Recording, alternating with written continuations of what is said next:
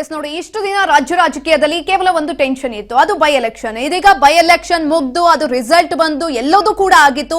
ಇದೆಲ್ಲ ಆದ್ಮೇಲೆ ರಾಜ್ಯಸಭಾ ವಾರ್ ಇದೀಗ ಜೋರಾಗ್ತಾ ಇದೆ. ಬೈ ಎಲೆಕ್ಷನ್ ಮುಗಿದಿದೆ, ರಾಜ್ಯಸಭಾ ವಾರ್ ಜೋರಾಗಿದೆ. ಅಧಿಕಾರ ಹಂಚಿಕೆ ಕಿಚ್ಚಿನ ಮಧ್ಯೆ ಕೈಪಾಳ್ಯದಲ್ಲಿ ಸೀಟಿನ ಫೈಟ್. ಕಾಂಗ್ರೆಸ್ಗೆ 3 ಸೀಟ್ ಗ್ಯಾರಂಟಿ, ಆದ್ರೆ ಟೆನ್ಷನ್ ಮಾತ್ರ ಇನ್ನೂ ಕೂಡ ಖಾಯಂ ಆಗಿ ಉಳಿದುಕೊಂಡಿದೆ.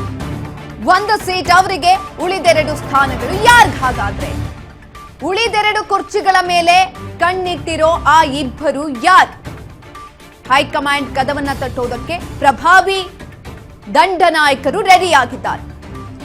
ದಿಲ್ಲಿ ಸೀಟಿಗಾಗಿ ಸಿಎಂ ಸಿದ್ದರಾಮಯ್ಯ, ಡಿಸಿಎಂ ಡಿಕೆಶಿ ಆಪ್ತರ ದಂಡು ಇದೀಗ ಹೋಗ್ತಾ ಇರುವಂತದ್ದು. ಇಷ್ಟು ದಿನ ಕೇವಲ ರಾಜ್ಯ ರಾಜಕೀಯದಲ್ಲಿ ಒಂದು ಕೂಗಷ್ಟೇ ಕೇಳಿ ಬರ್ತಾ ಇತ್ತು.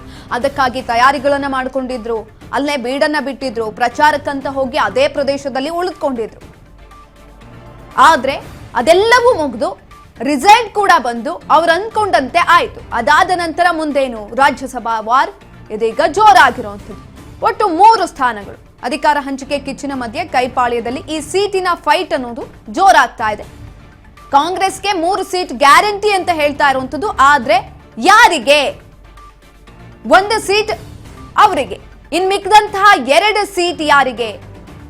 ಆ ಕುರ್ಚಿಗಳ ಮೇಲೆ ಕಣ್ಣಿಟ್ಟಿರುವಂತಹವರು ಯಾರು? ಆ ಪ್ರಭಾವಿ ದಂಡನಾಯಕರು ಯಾರು? ಹೈಕಮಾಂಡ್ ಕದ ತಟ್ಟೋದಕ್ಕೆ ಮುಂದಾಗ್ತಾ ಇರೋರು?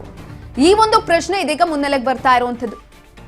ಹಾಗಾಗಿ ದಿಲ್ಲಿ ಸೀಟಿಗಾಗಿ ಸಿಎಂ ಸಿದ್ದರಾಮಯ್ಯ, ಡಿಸಿಎಂ ಡಿಕೆಶಿ ಆಪ್ತರ ದಂಡು ಇದೀಗ ರೆಡಿ ಆಗಿರುವಂತದ್ದು. ಈಗ ಆಲ್ರೆಡಿ ಇಲ್ಲಿ ಆಗ್ತಾ ಇರುವಂತಹ ಸಿಎಂ ಕುರ್ಚಿ ಜಟಾಪಟಿಗೆ ಸಂಬಂಧಪಟ್ಟಂತೆ 2 ಬಣಗಳಾಗೋಗ್ಬಿಟ್ಟಿದೆ. ಒಂದು ಸಿಎಂ ಸಿದ್ದರಾಮಯ್ಯನವರ ಬಣ, ಇನ್ನೊಂದು ಡಿಸಿಎಂ ಡಿಕೆಶಿ ಬಣ. ಇದೀಗ ರಾಜ್ಯಸಭಾ ಟಿಕೆಟ್ ವಾರ್ ಕೂಡ ಜೋರಾಗಿ ನಡೀತಾ ಇರುವಂತದ್ದು. ಈ ಮಧ್ಯದಲ್ಲಿ ಯಾರಿಗೆ ಸಿಗುತ್ತೆ ಅನ್ನುವಂತ ಕುತೂಹಲ ಜಾಸ್ತಿ ಆಗ್ತಾ ಇದೆ. ಟಿಕೆಟ್ ಕಿತ್ತಾಟದಲ್ಲಿ ಗೆದ್ದು ಬೀಗಲಿದ್ದಾರಾ ಸಚಿವರ ಆಪ್ತರು? ವಿಧಾನಸೌಧ ಟು ದೆಹಲಿ ಬಂಡಾಯದ ಭೀತಿಯ ಮಧ್ಯೆ ಫೈಟ್ ನಡೀತಾ ಇದೆ.